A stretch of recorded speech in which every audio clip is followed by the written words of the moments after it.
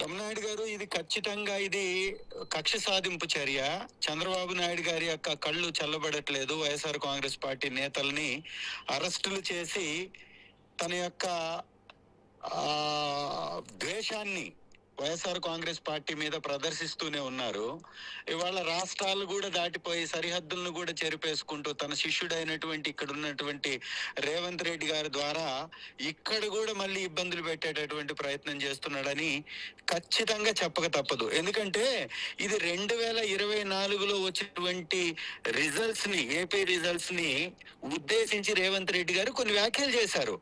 2024లో వ్యాఖ్యలు చేసినప్పుడు వైఎస్ఆర్ కాంగ్రెస్ పార్టీ ప్రతినిధిగా నాగార్జున గారు మాట్లాడినటువంటి కొన్ని మాటలను, అది కూడా గతంలో చంద్రబాబు నాయుడు గారు చెబితే ఏవో కొన్ని డెలివరీ తీసుకెళ్లి ఇచ్చాడు రేవంత్ రెడ్డి గారు అనేటటువంటి విషయంలో చంద్రబాబు నాయుడు గారి వ్యవహారం ఓటుకు నోటు కేసులో ప్రపంచం అంతా చూసింది. ఆ విషయాన్ని ఉద్దేశించి వారు నాగార్జున గారు కొన్ని వ్యాఖ్యలు చేశారు. దానికి ఐటీడీపీ అనేటటువంటి ఒక చెత్త వ్యవస్థ. లేదు చంద్రశేఖర్ గారు, ఎమ్మెల్యే గారు, ఐటీడీపీ అంటే ఒకే వారి యొక్క విధానాల వరకు ఉండొచ్చు, కానీ వ్యవస్థల గురించి మళ్ళీ మాట్లాడితే మీరు కూడా ఇబ్బందికర పరిస్థితులు ఎదుర్కొంటారేమో, చూసుకోవాలి. అంటే మా మీద ఫేక్ కేసులు పెట్టినటువంటి వ్యవస్థల గురించి మాట్లాడితే కూడా కేసులు పెడతారంటే పెట్టుకుంటారండి. ఎవడు భయపడతాడు వాటన్నిటికీ? తప్పుని తప్పని చెప్పడం ఖచ్చితంగా ధర్మం. ఈ సమాజంలో తప్పుని తప్పు అని చెప్పకపోతే తప్పే ఒప్పుగా ఈ ప్రపంచాన్ని దహించి వేస్తుందని బాబాసాహెబ్ అంబేద్కర్ గారు చెప్పారు. నిజాన్ని ఎప్పుడు మాట్లాడుతూనే ఉండాలి, లేకపోతే అబద్ధమే నిజమై ఈ ప్రపంచాన్ని దహించి వేస్తుందని వారు మాట్లాడినటువంటి మాటలు ఈ సందర్భంలో మనం గుర్తు చేసుకోవాలి. తప్పును తప్పే అంటాం కదా.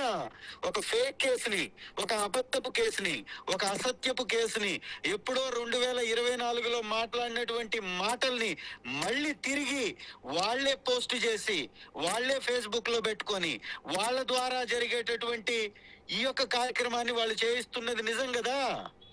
మరి లేకపోతే ఆంధ్ర రాష్ట్రంలో మాట్లాడినటువంటి అంశాన్ని తెలంగాణ రాష్ట్రంలో ఉన్నటువంటి ముఖ్యమంత్రి గారికి అభిమానులుగా ఉన్నటువంటి వాళ్ళకి 2 సంవత్సరాల తర్వాత మనోభావాలు దెబ్బతింటాయా? ఉంటుందా అలాగా? ఇవాళ రేవంత్ రెడ్డి గారు కేసీఆర్ గారిని, కేటీఆర్ గారిని ఉద్దేశించి వారు ఇక్కడ మాట్లాడినటువంటి మాటలు నేను రీసెంట్ గా విన్నాను. అంటే కేసీఆర్ గారి, కేటీఆర్ గారి యొక్క కుటుంబాన్ని ఉద్దేశించి రేవంత్ రెడ్డి గారు మాట్లాడినటువంటి మాటలేంటి? ఏం మాట్లాడుతున్నారు వారు? గతంలో వైఎస్ రాజశేఖర రెడ్డి గారి గురించి రేవంత్ రెడ్డి గారు ఏం మాట్లాడారు? ప్రతిపక్ష నాయకుల్ని రేవంత్ రెడ్డి గారు ఏ భాషతో సంబోధించారు? ఇవాళ తెలంగాణ రాష్ట్రంలో ఉన్నటువంటి ఎమ్మెల్యేలు, మంత్రులు ఏ విధమైనటువంటి భాషతో ప్రతిపక్ష నాయకులను మాట్లాడుతున్నారు? మీరు హుందాగా ప్రవర్తిస్తున్నారా? హుందాగా వ్యవహరిస్తున్నారా? ఒక వస్తువుని ఇంకొక దగ్గరికి తీసుకెళ్లి డెలివరీ చేసేటటువంటి ఒక వ్యవస్థని పోల్చుతూ మాట్లాడాడు. ఎస్, ఖచ్చితంగా గతంలో జరిగినటువంటి ఆ అంశాన్ని ఆ రోజే గాని